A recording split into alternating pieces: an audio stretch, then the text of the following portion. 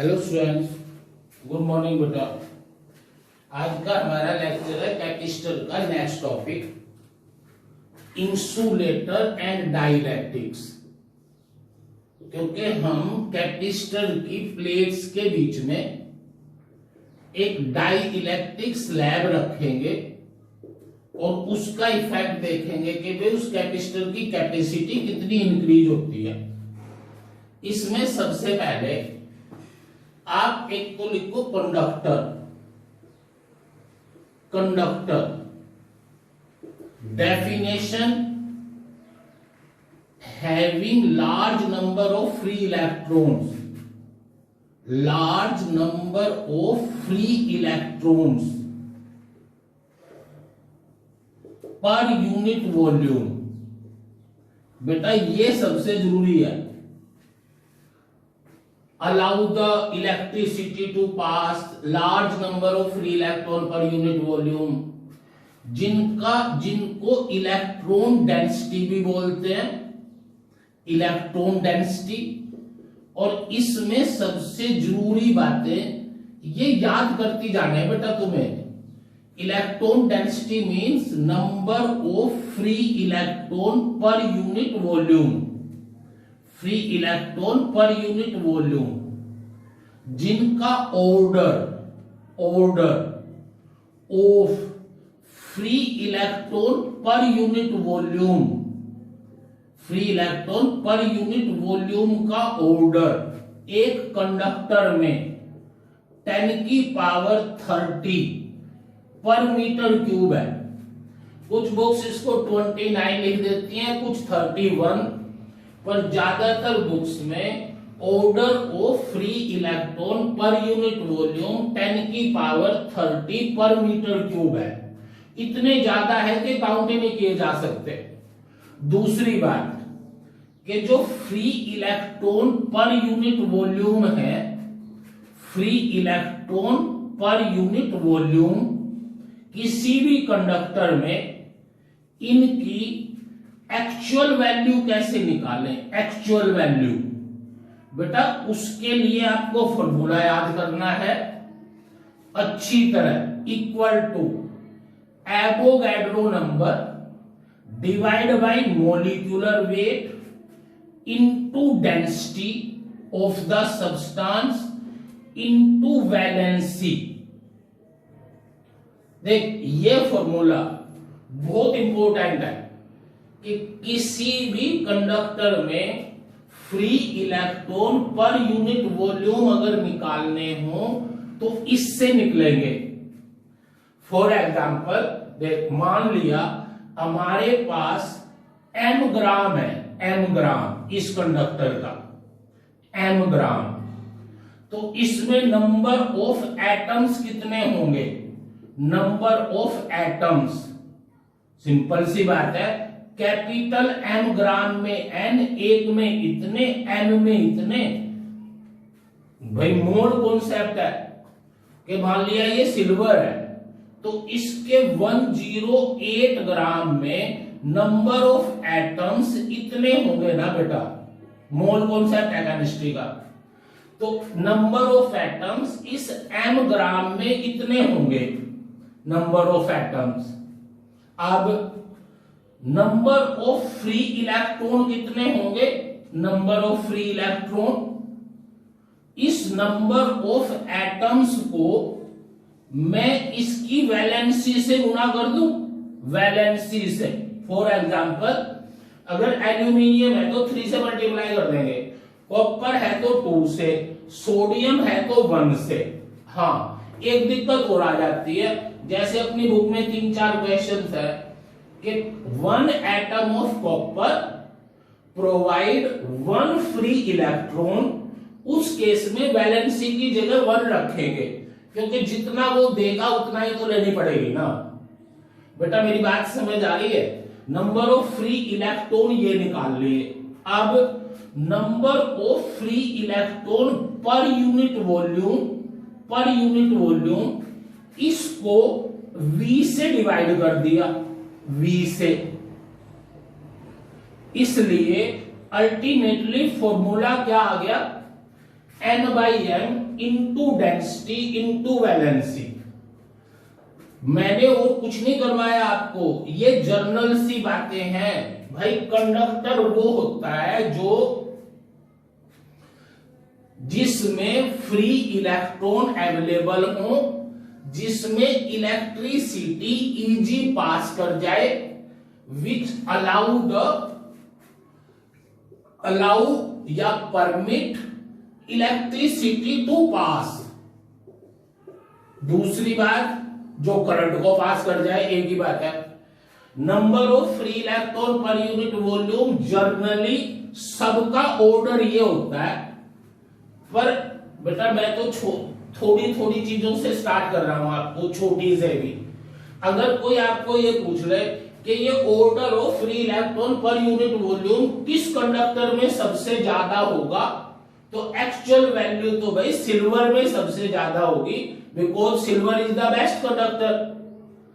फिर कोई ये कहे कि भाई एक्चुअल वैल्यू निकालो free electron per unit volume की, तो मैंने आपको ये फॉर्मूला बता दिया, Avogadro number divide by molecular weight into density into valency. Second unit में 3-4 न्यूमेरिकल्स है, जिनके ऊपर अगर उसकी मानोगे तो उसी में तक रहते रहोगे, पर अगर ये चीजें अप्लाई कर दें तो number free electron per unit volume, जिसको बुक्स वाला स्मॉल एन से दिखाता है, इस स्मॉल एन की वैल्यू ये आ जाएगी। ये हो गया बेटा कंडक्टर। अब इसका दूसरा पार्ट इंसुलेटर। इंसुलेटर में क्या कहें, सिंपल सी बात, insulator no free charge carrier, no free charge carrier या नो फ्री इलेक्ट्रॉन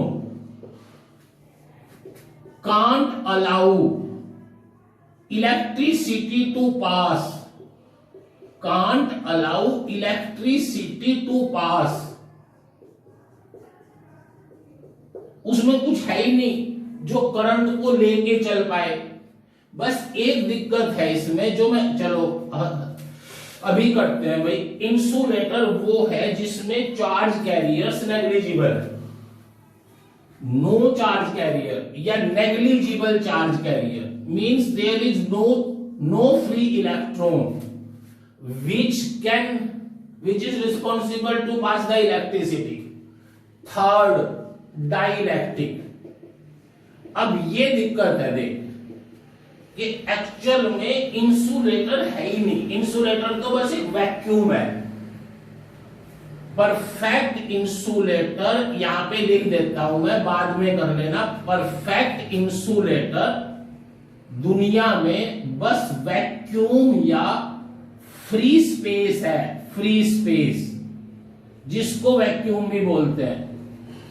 अब ये डाइलेक्ट्रिक आर आल्सो इंसुलेटर, ये डाई इलेक्ट्रिक भी इंसुलेटर है, means same property as that of insulator. इनकी प्रॉपर्टी वो ही है जो इंसुलेटर की है। ये भी, इनके पास भी चार्ज कैरियर नहीं होते, इनमें से भी इलेक्ट्रिसिटी पास नहीं होती, पर ये एक स्पेशल टाइप के इंसुलेटर है थ्रू विच या through them inductive effect of current, inductive effect of current can pass. ये अजीब सी बात है कि ये डाइलेक्ट्रिक ऐसे इंसुलेटर है जिनमें करंट पास नहीं होता, पर करंट का इंडक्टिव इफेक्ट पास हो जाता है। Inductive effect of current can pass. For example, ध्यान से सुनो, अगर हम किसी ड्राई वुड, सूखी लकड़ी को तार पे लगा दें बाहर, जो हमारी ये लिव वायरिंग है, तो हमें कोई करंट नहीं लगेगा। पर अगर वो लकड़ी ड्राई है, ड्राई है तो कोई नहीं लगेगा, पर अगर वो गीली लकड़ी है तो उसमें इसका मतलब वाटर है, फिर हमें शॉक लग जाएगा, क्योंकि उस वाटर की वजह से करंट का इंडक्टिव इफेक्ट पास हो गया, जो मैं आपको अभी थोड़ी डिटेल में बताऊंगा।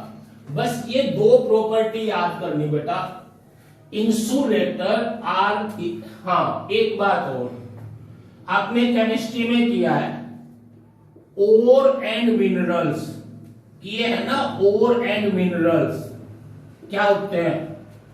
मिनरल्स भी कंपाउंड है, ऑक्साइड्स ऑफ मेटल्स, सिलिकेट्स है जैसे, उन पर कुछ मिनरल्स ऐसे होते हैं जिनसे मेटल की एक्सट्रैक्शन आसान हो, मेटल को एक्सट्रैक्ट करना आसान हो, उन ओर को उन मिनरल्स को ओर बोल देते हैं।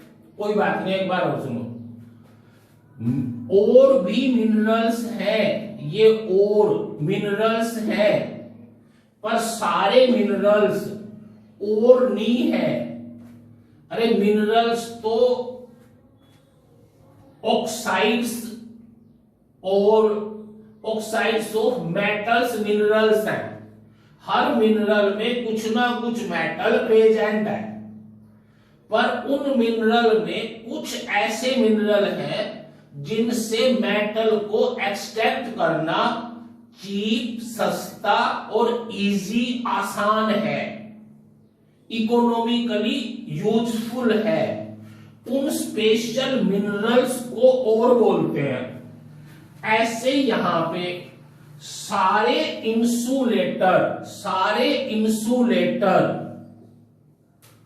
डाई इलेक्ट्रिक नहीं होते, सारे इंसुलेटर डाइलेक्ट्रिक नहीं होते। जैसे ये वैक्यूम है तो ये डाइलेक्ट्रिक नहीं है, पर सारे के सारे डाइलेक्ट्रिक इंसुलेटर होंगे। मींस ऑल डाइलेक्ट्रिक्स, जितने भी डाइलेक्ट्रिक हैं, और इंसुलेटर, सारे के सारे डाइलेक्ट्रिक इंसुलेटर हैं, but all insulators are not dielectric. अरे जैसे अभी किया भाई कि all ore are minerals but all minerals are not ore, ऐसे ही डाइलेक्ट्रिक में करंट पास नहीं होगा, इसका मतलब सारे डाइलेक्ट्रिक इंसुलेटर है, पर सारे इंसुलेटरों में करंट का इफेक्ट पास नहीं होता, इसलिए सारे इंसुलेटर डाई इलेक्ट्रिक नहीं है। बेटा ये तीन बातें बताई है मैंने, टाइम तो लगता ही है भाई, आराम से करवा रहा हूं मैं, रिवाइज कर लेना। उसके बाद dielectric are of two types. Dielectrics दो टाइप के होते हैं। पहले एक नॉन पोलर, दूसरे पोलर डाइलेक्ट्रिक और non polar dielectric, polar dielectric और नॉन पोलर डाइलेक्ट्रिक। बेटा ध्यान से देखना, नॉन पोलर डाइलेक्ट्रिक्स उन्हें कहते हैं जिनके एटम्स में पॉजिटिव और नेगेटिव चार्ज का सेंटर कोइंसाइड करे। आर दोज, अरे ये अपने आप बना लेना अच्छी तरह, मैं बोल देता हूं, are those in which centre of positive charge and negative charge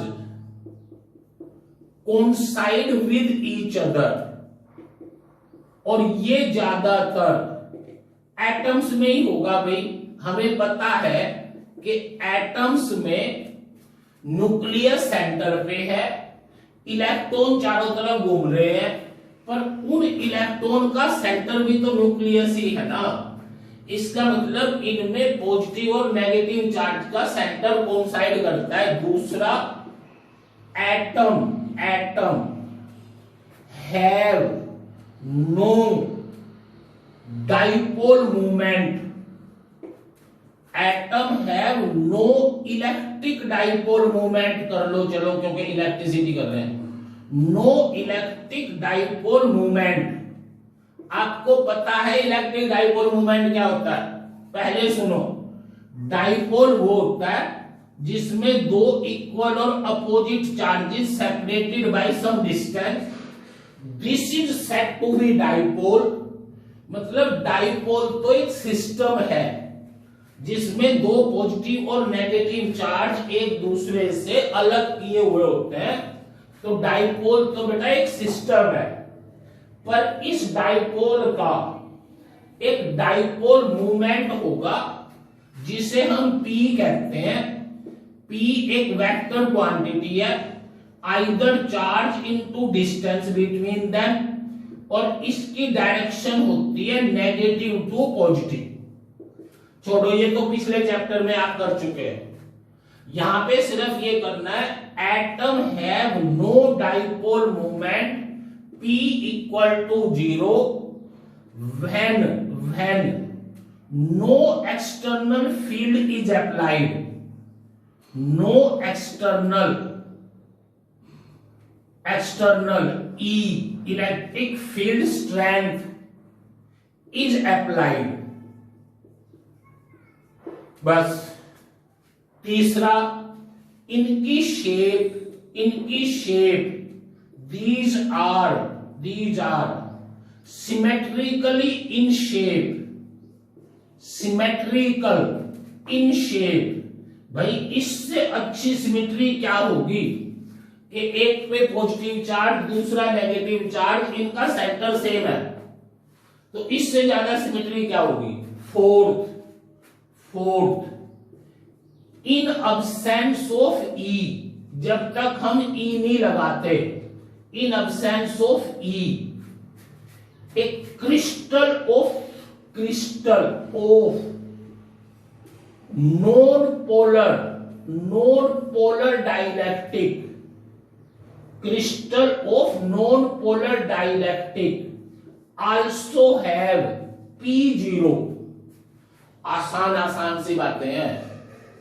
जिसमें नॉन पोलर है मतलब उसके पोल नहीं है, मतलब उसमें पॉजिटिव और नेगेटिव चार्ज का सेंटर एक है, मतलब उसमें पॉजिटिव नेगेटिव चार्ज सेपरेट नहीं हुए, मतलब उसका P0 है, एटम का P0 है। और जब हम कोई नॉन पोलर का क्रिस्टल लेंगे, बहुत सारे एटम होंगे जिसमें नंबर ऑफ एटम्स, तो उस सारे क्रिस्टल का P भी तो 0 होगा, जब एटम का ही P0 है एक एटम का। तो जिस क्रिस्टल में नंबर ऑफ एटम्स होंगे उनका ही P कहां से बन जाएगा? अब पोलर की पहली डेफिनेशन भाई कि जर्नली ये कंपाउंड होते हैं इन मॉलिक्यूल्स ऑफ पोलर डाइलेक्ट्रिक। अरे क्योंकि एटम में तो सिमेट्री होती है भाई, पर तुम्हें पता है जैसे तुम केमिस्ट्री में CH4 करते हो तो एंगल टिपिकल से है ना, शायद वो 108 डिग्री पढ़ा हो तुमने C और H4 में। छोड़ो, मुझे तो सिंपल ये बात बतानी है कि नॉन पोलर के मॉलिक्यूल में पॉजिटिव और नेगेटिव चार्ज का सेंटर कोइंसाइड नहीं होता। In molecule of polar dielectric center of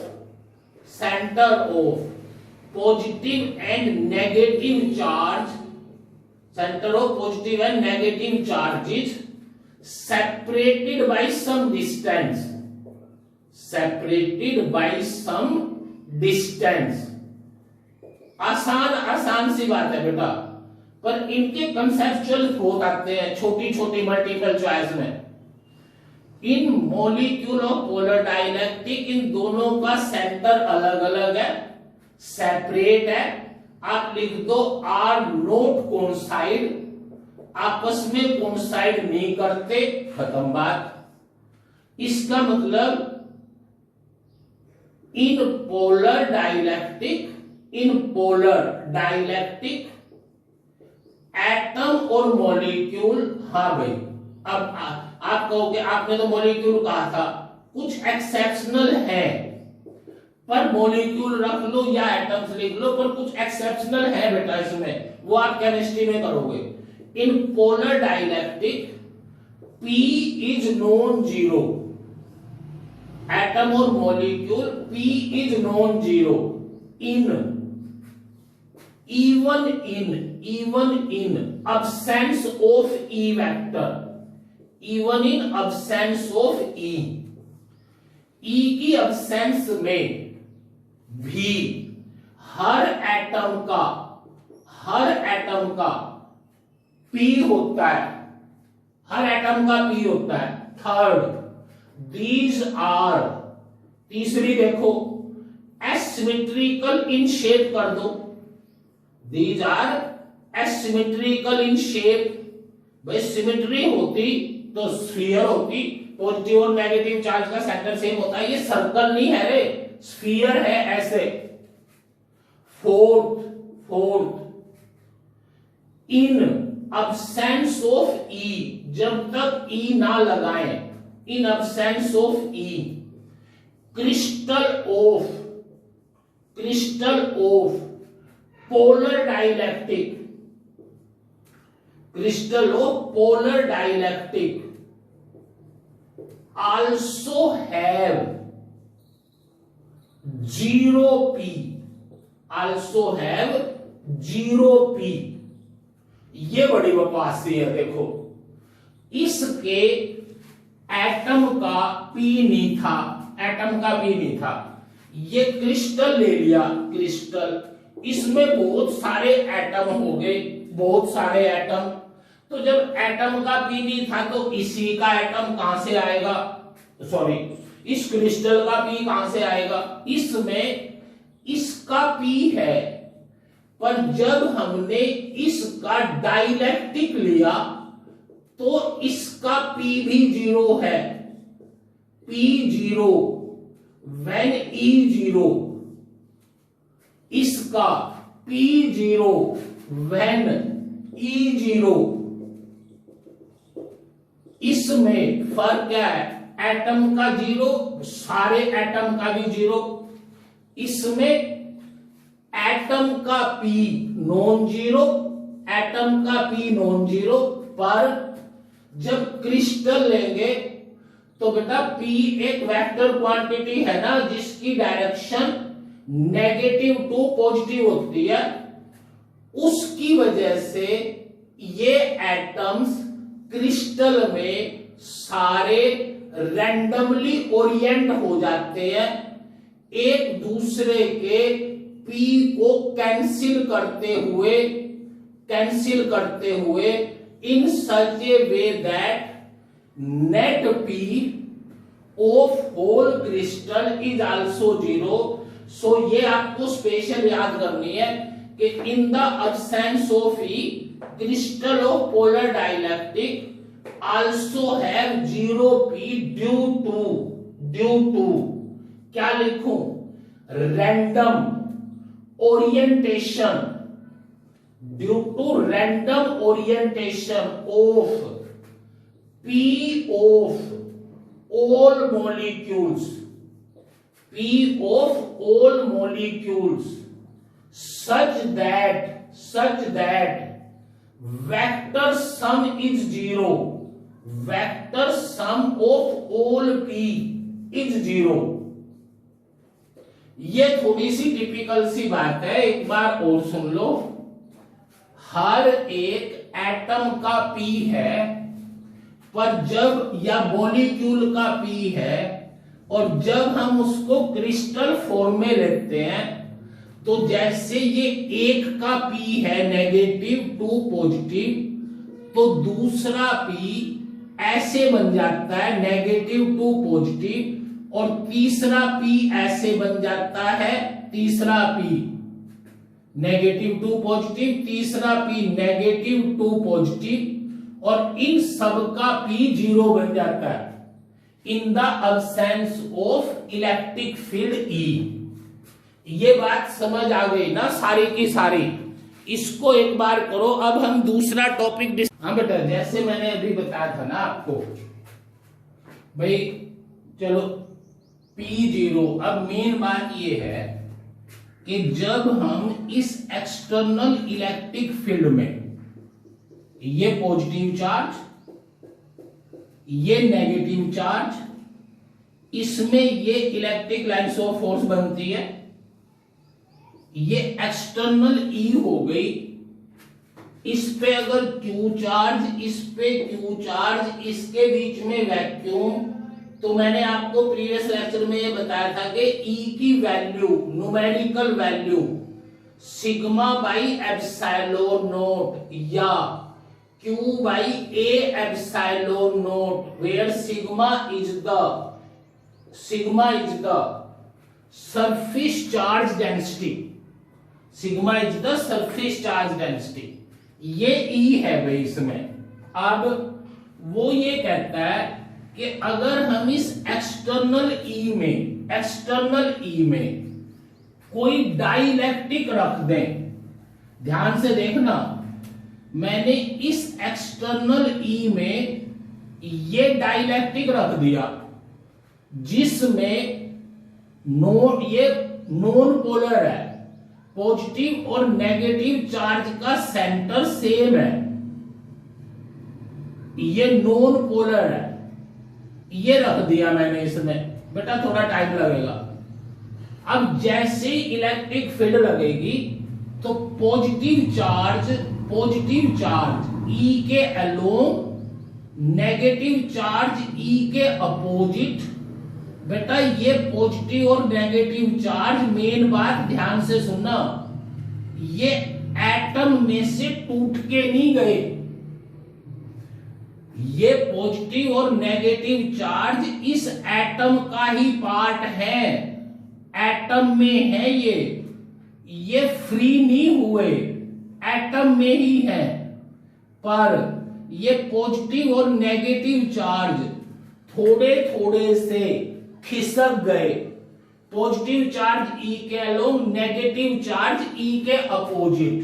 पर अगर ये पोलर होता, अगर ये डाई इलेक्ट्रिक पोलर होता, तो उस पोलर में जो हरेक एटम का P है, जो ऐसे था हरेक एटम का P, ये इलेक्ट्रिक फील्ड उस P को अपने अलोंग अलाइन करने की कोशिश करेगी। अगर तुम्हें ध्यान हो, याद कर लेना एक बार और, एवरी P, मैं क्या बोल रहा हूं, एवरी डाइपोल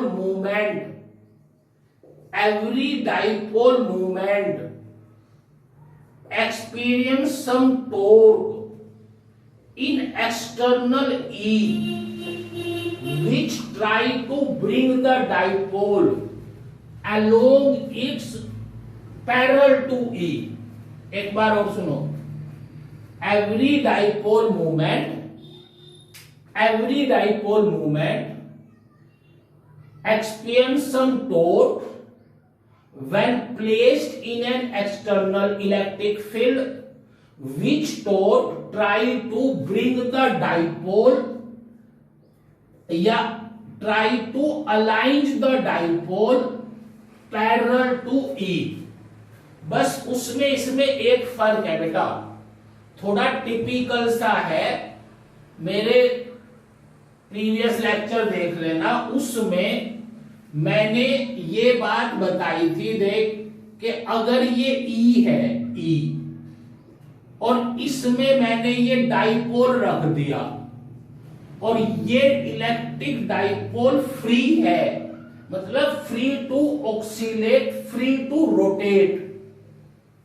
तो ये डाइपोल, ये ई इस डाइपोल पे टॉर्क लगाएगी, ये ई इस डाइपोल को अपने अलोंग ले आएगी, अपने अलोंग, पर थोड़ी देर ये ऑक्सीलेट करेगा, फिर ये ई के अलोंग रुक जाएगा, रुकेगा जरूर, चाहे ये ई बहुत वीक हो चाहे बहुत स्ट्रॉन्ग हो।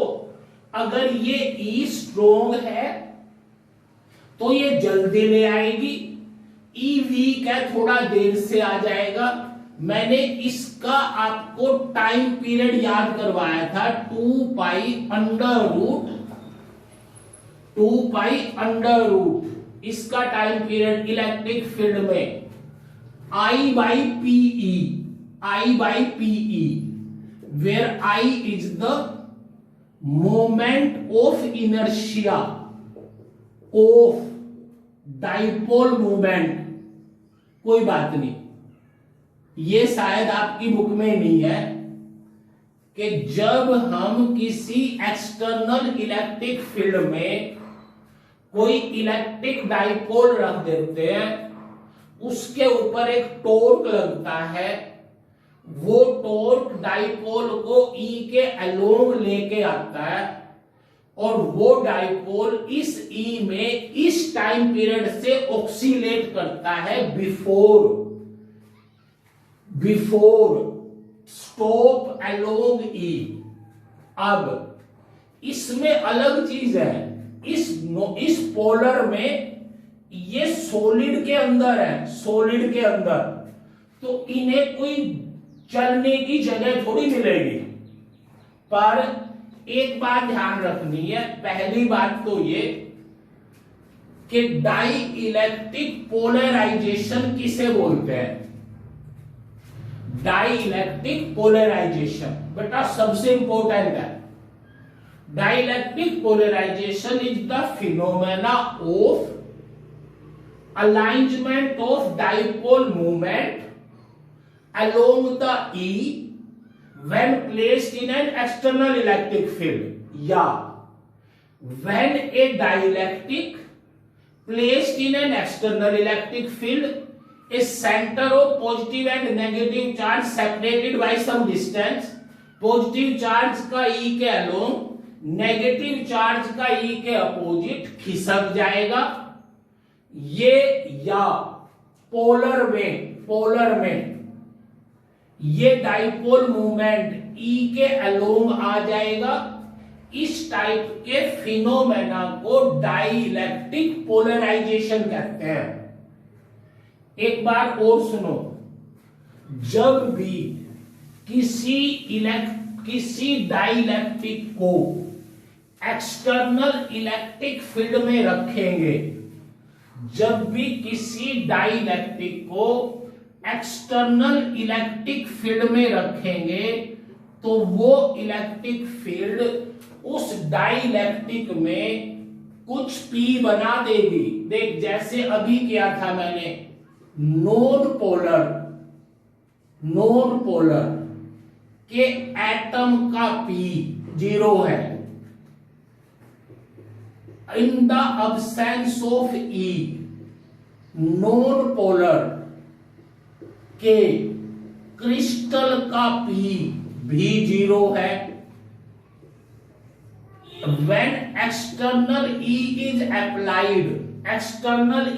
applied, पोलर नॉन पोलर के क्रिस्टल का कुछ P बन जाता है।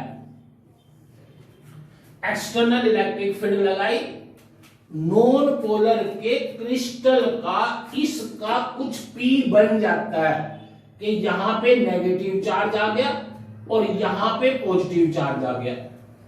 पर ये चार्ज इतना नहीं है जितना ये था, क्योंकि ये कोई टूट के तो आए नहीं, ये तो एटम के अंदर ही है।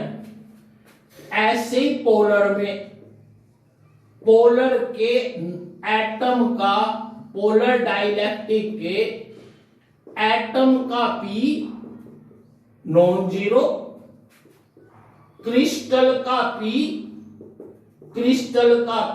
जीरो, पर जब E अप्लाई कर देते हैं तो पोलर के क्रिस्टल का भी P बन जाता है। बस ये है कि भाई पोलर के क्रिस्टल का P ज्यादा बना, नॉन पोलर के क्रिस्टल का P थोड़ा कम बना। मतलब ये पोलराइजेशन नॉन पोलर में कम है, पोलर में ज्यादा है। बहुत आसान सी बात है, एक बार और सुन लो। Dielectric polarization, induction of dipole movement in a dielectric when it is placed in an external electric field, or when a dielectric placed in an external electric field, positive charge try to move along the E, negative charge opposite to E, so there some dipole movement induced in both of the case, polar or non-polar. But in polar it is more, because in polar atom have already some P, non polar में atom का कुछ P पहले ही था, इसलिए E लगाने पे उसमें P ज्यादा बनेगा। कोई बात नहीं, अब आगे सुनो। जो जो E इंक्रीज करते जाएंगे, E इंक्रीज करते जाएंगे, क्योंकि थोड़ी E थोड़ा डाइपोल मूवमेंट बनाएगी। जो जो E इंक्रीज करते जाएंगे, polarisation going on increasing, polarisation going on increasing. After a limit a saturation state is achieved. After a limit a saturation stage is achieved. मतलब भाई जो जो बढ़ाते चले गए, ये P के अलोंग बढ़ते चले गए, एक लिमिट के बाद दोनों में सैचुरेशन आ गई, उसके बाद E बढ़ाएंगे तो ये P नहीं बढ़ेगा। हाँ, जैसे मैंने डाइलेक्ट्रिक स्ट्रेंथ बताई थी कि E शुड नॉट एक्सीड, एक पहले वाले कैपेसिटर के पहले लेक्चर में मैंने 20 मिनट इस बात पे लगाए थे कि डाइलेक्ट्रिक स्ट्रेंथ कितनी है, मैक्सिमम और मिनिमम। अब हम यहां लिख देंगे E शुड नॉट बी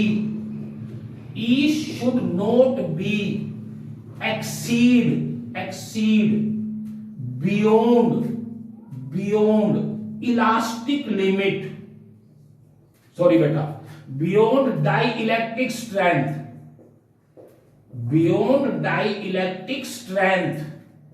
क्योंकि अगर डाइलेक्ट्रिक स्ट्रेंथ से ज्यादा हो जाए फिर ये कुछ डाइलेक्ट्रिक नहीं रहेगा, फिर तो ये कंडक्टर में बदल जाएगा और ये सारे का सारा पॉजिटिव और नेगेटिव चार्ज इतना ही हो जाएगा जितना ये बाहर वाला है।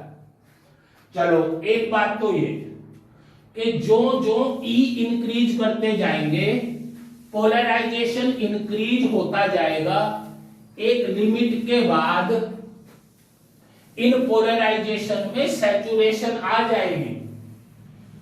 बेटा मेरे हिसाब से ये पोलराइजेशन आपको समझ आ गया होगा, फिर भी मैं एक ट्राई और करता हूं, शायद उससे आपको ठीक लगे कि आयरन की हर एक rod, every rod of iron is not a magnet. Iron की हर एक rod is not a magnet, ये मैग्नेट नहीं है, पर इसका atom as a magnetic dipole behave करता है। 4th यूनिट में आएगा, हर एक एटम मैग्नेटिक डाइपोल है, पर सारे मैग्नेटिक डाइपोल एक दूसरे को कैंसिल किए रखते हैं। एटम का तो है, एटम का मैग्नेटिक डाइपोल है, पर पूरे क्रिस्टल का मैग्नेटिक डाइपोल 0 है, इसलिए ये आयरन की रोड मैग्नेट नहीं है। जब इस आयरन की रोड पे हम मैग्नेटिक फील्ड स्ट्रेंथ लगा देंगे, मैग्नेटिक फील्ड स्ट्रेंथ अप्लाई कर देंगे, तो इनका मैग्नेटाइजेशन हो जाएगा। मैग्नेटाइजेशन क्या है भाई? इलेक्ट्रिकल पोलराइजेशन है कि जैसे एक्सटर्नल मैग्नेटिक फील्ड लगाई, ये डाइपोल एक्सटर्नल मैग्नेटिक फील्ड के अलोंग आते जाएंगे, जो जो ये बढ़ाते जाएंगे ये डाइपोल और ज्यादा आते जाएंगे, एक लिमिट के बाद सैचुरेशन आ जाएगी। उस फिनोमेना को कहेंगे मैग्नेटाइजेशन। इस फिनोमेना को कहते हैं पोलराइजेशन। बस, कोई अंतर नहीं, पोलराइजेशन और मैग्नेटाइजेशन। अब समझ आ गया होगा बेटा। अब नेक्स्ट एक पॉइंट जो सबसे इंपॉर्टेंट है, सबसे इंपॉर्टेंट, ध्यान से देखो कि इसमें पोलराइजेशन में सैचुरेशन आ गई। भाई इस एक्सटर्नल इलेक्ट्रिक फील्ड में ये डाइपोल, ये डाइलेक्ट्रिक रखने से ये चार्ज Q, ये भी Q, ये नेगेटिव पर उससे कम, ये पॉजिटिव, ये भी उससे कम। बताऊंगा मैं कैसे है। ये क्या बन गया? P ना, ये P बन गया। P है, ये E नहीं है, P, ये P, ये पोलराइजेशन हो गया। अब बताओ, सैचुरेशन आ गई। अगर मैं इसका टेम्परेचर इंक्रीज कर दूं, तो टेम्परेचर इंक्रीज करने का मतलब क्या है? इन सब की काइनेटिक एनर्जी इंक्रीज हो जाएगी थोड़ी थोड़ी, और ये E के अलोंग की डायरेक्शन से थोड़े डिस्प्लेस हो जाएंगे। Means with rise in temperature, with rise in temperature, electric polarisation will decrease. Electric polarization will decrease to get same polarization जितनी पहले थी उतनी पोलराइजेशन लेने के लिए we have to increase external electric field further. We have to increase external electric field further. एक बार और सुनो जल्दी से। अगर आप किसी चीज को जबरदस्ती अपने,